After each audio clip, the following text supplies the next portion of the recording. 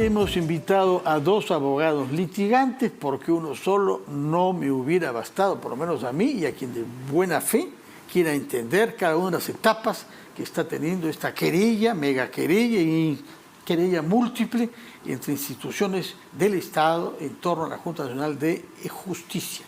Lo último de hoy es un documento que se llama Solicitud de Ejecución, sentencia emitida en el proceso competencial seguido con expediente tal por el TC.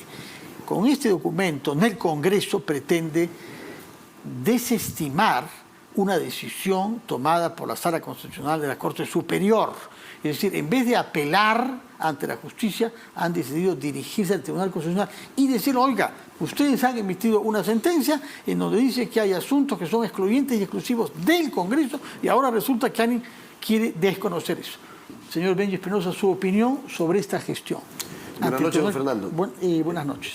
Buenas noches, Humberto. Me parece a mí que es una decisión absolutamente equivocada, es una recomendación jurídica equivocada, porque, a ver, el tema es muy sencillo. Ya, no nos diga eso, por favor, que nos va a complejar. A mí me parece complejo y realmente leo las cosas y me paso horas buscando... Es muy sencillo el error, quiero decir. Bueno.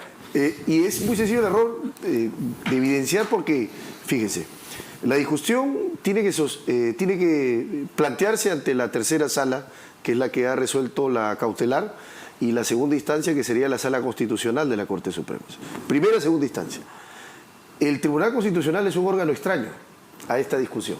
¿Cómo le puedes pedir al Tribunal Constitucional que ejecute una decisión que ha dado, no es cierto?, cuando la discusión no está ante el Tribunal Constitucional? La discusión está por el carril izquierdo y ellos van al carril derecho del Tribunal Constitucional. ¿Es un error o es una falta? Es un error de concepto, de formación, de entendimiento de a dónde tienes que dirigir el recurso. Y en segundo lugar viene el tema. Lo que ocurre es que hay una decisión del Tribunal Constitucional, pero las decisiones del Tribunal Constitucional se invocan a partir de casos concretos. Y entonces esa decisión tiene que invocarse en el litigio, repito, ante la segunda instancia, en la apelación de la cautelar. Señor Humberto Abanto, buenas noches. Buenas noches, don Fernando. Su opinión sobre este mismo tema, es decir, este recurso, por llamarlo así, presentado ante el Tribunal Constitucional, no sé si se llama técnicamente recurso, porque acá dicen solicitud de ejecución de la sentencia. Explíquenos en qué consiste la naturaleza de este documento y si es una buena idea o si es, como dice el señor Benji Espinosa, un error. No, a ver, es un documento novedoso, pero para mí infructuoso. Y es infructuoso por una razón muy sencilla, y es lo que estaba diciendo Benji, y es que la controversia en ese caso no involucra lo que estamos discutiendo hoy día en el tema de la Junta Nacional de Justicia y la medida cautelar que dictó la tercera Sala Constitucional de Lima. Entonces, se está pidiendo que se ordene la ejecución de una sentencia de competencia. Las sentencias de competencia son declarativas. Usted no es competente, terminó la discusión. Ahí acabó. Pero la sentencia establecía que hay funciones excluyentes y exclusivas del Congreso en las que no cabe que un poder ajeno interfiera. En esa circunstancia específica de la que sobre la que se estaba discutiendo. No hace jurisprudencia, no tiene una hace jurisprudencia, es una interpretación, pero resuelve un caso concreto, porque a diferencia del proceso de inconstitucionalidad, que es abstracto, o sea, yo discuto si la ley se ajusta en abstracto a la Constitución, aquí en el control de competencia tiene que haber un hecho por el cual un poder o un gobierno regional o un gobierno municipal muerde la competencia de otro poder, gobierno regional o gobierno municipal. Entonces, eso es casuístico, eso es totalmente casuístico. Entonces, yo no puedo tomar los razonamientos de esa sentencia, por más que me sean favorables, para fulminar un acto distinto de ese mismo poder. Tengo que ir a un nuevo procedimiento y sí, creo que estoy de acuerdo que tendría que hacerse dos cosas en todo caso. Haber apelado la resolución y, en segundo lugar, tendrían que haber, en todo caso, interpuesto una nueva demanda de competencia. Reconozcamos de todas maneras que es un progreso respecto a las 24 horas pasadas, porque la primera reacción del señor presidente Alejandro Soto es desacatamos. Es lo que dijo él por escrito inicialmente, o sea, ha progresado, por lo menos está haciendo un esfuerzo de darle racionalidad a su irritación. Señor Benji, ¿usted también piensa que es infructuoso o eso podremos saberlo una vez que hemos escuchado la sentencia de los jueces constitucionales? Lo que ocurre es que además es una solicitud extraña al ordenamiento jurídico. Cuando el Tribunal Constitucional resuelve y hay una decisión, la parte puede pedir una interpretación. Pero esta no es una interpretación. Esta Que es se una... ejecute la sentencia. Está pidiendo una ejecución de sentencia sobre una litis que no existe. Cosa distinta sería el caso que plantea una demanda competencial y entonces están sosteniendo, están menoscabando mi competencia, y menoscabando mi competencia, entonces estoy invocando una decisión que podría serme favorable. Pero esto no pasa. Entonces, ¿esto qué genera? Pasa, quiere decir qué? Esto no pasa acá. Esto no pasa acá. Y entonces yo creo que el Tribunal Constitucional va a dictar una decisión en donde declara improcedente de plano. Primero porque no hay una previsión jurídica. O sea, los recursos, como medios para poder cuestionar una decisión, los recursos tienen que tener una base legal. Es principio de taxatividad. Esta solicitud de ejecución que extrañamente se ha presentado no tiene base legal. Y segundo, o sea, está mal porque no tiene asidero legal. Y está mal porque los fundamentos no corresponden. Entonces creo que el Tribunal Constitucional, más temprano que tarde, va a desestimar este recurso. Pero eso depende peculiar. de muchos otros factores. No sabemos quién ha elegido a los miembros de él. Sabemos quién ha elegido a los miembros de este TC. No sabemos cómo puedan decidir.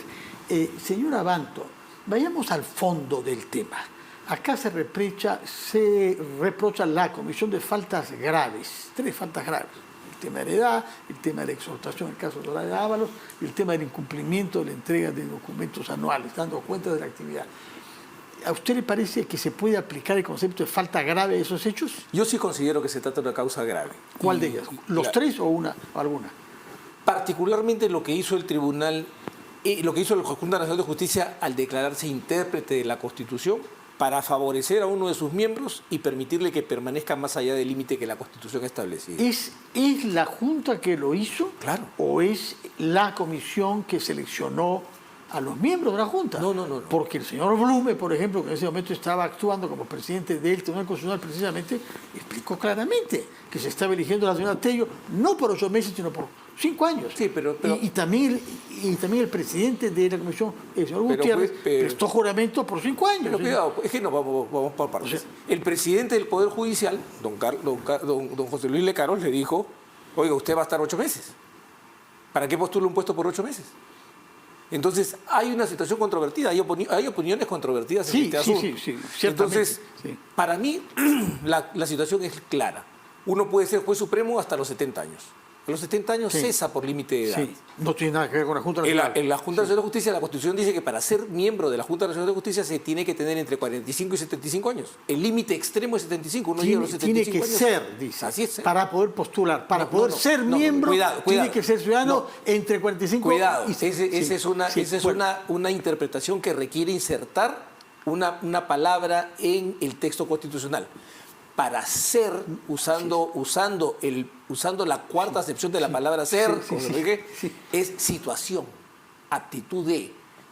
No estoy en aptitud de proseguir después de los 75 años. Entonces tenía que haber seguido. ¿Qué hacen? ¿Por qué no le preguntaron a la Comisión de Constitución del Congreso de la República, que es el intérprete político de la Constitución? No, se fueron a preguntarle a servir. ¿Quién es servir en la Constitución? Nadie.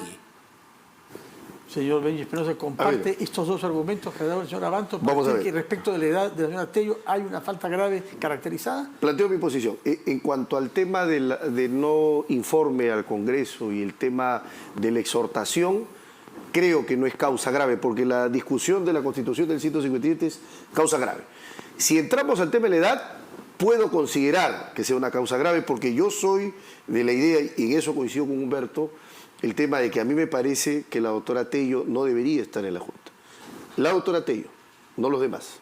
Pero los demás son responsables de haber adoptado esa interpretación. Si ella está en falta, nosotros también. Por eso. A ver, lo que pasa es que hay que separar 2 cosas. Que la doctora Tello incurra en causa grave no genera que los demás, por haber avalado la interpretación, también estén en causa grave. Para mí son 2 planos distintos. Tello, para mí, sí estaría incurriendo en causa grave, los demás no. ¿Cómo pero voy a lee decir el artículo que dice, para ser miembro se necesita ser peruano de nacimiento, bla, y ser...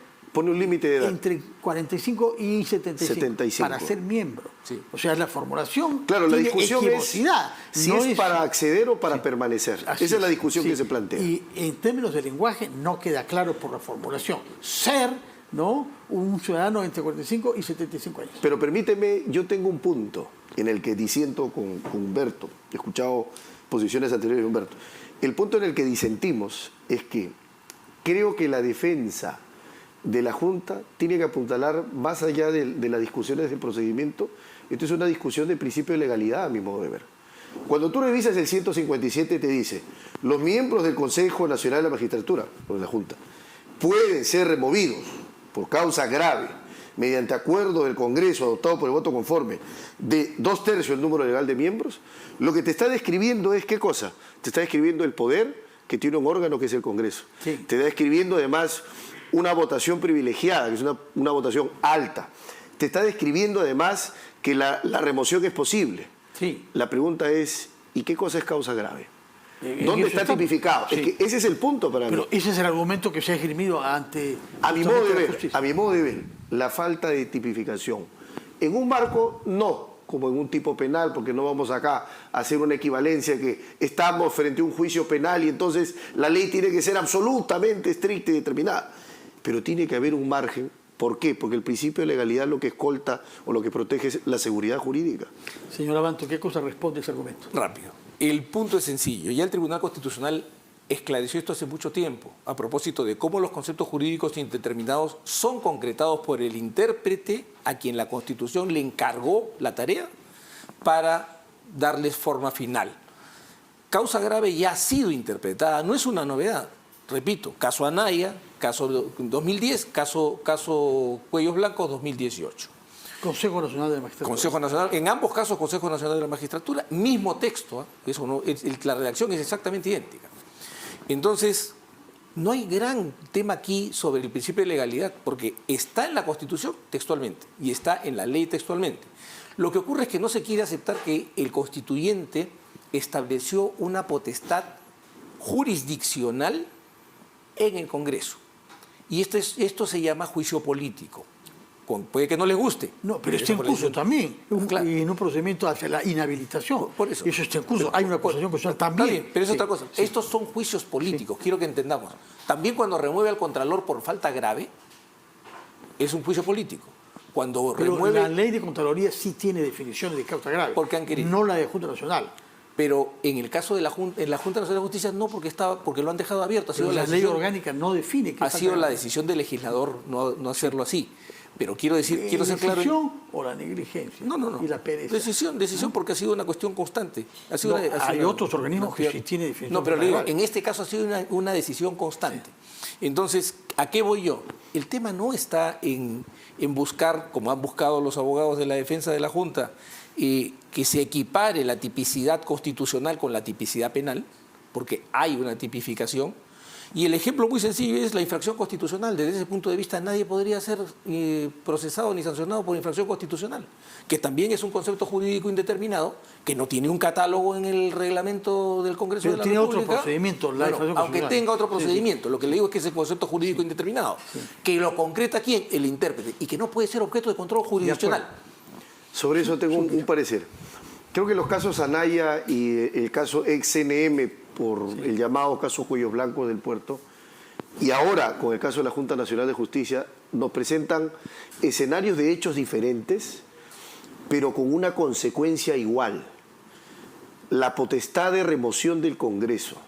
¿Cuál es el problema ahí? Que lo que estamos haciendo es, de acuerdo al caso, el Congreso, a sus anchas y en una posición sin control, va a decir, a mí me parece que sí es causa grave, y entonces lo que importa es llegar a los 2/3 del voto. No interesan las razones, porque finalmente, como soy un órgano Así debe político, ser, así corresponde que sea. yo creo que no, porque creo que las decisiones del Congreso tienen que estar escoltadas en razones. Ya. No pido una motivación tipo una sentencia, ojo, pero sí pido, ¿qué cosa es lo que creo que debe ser correcto?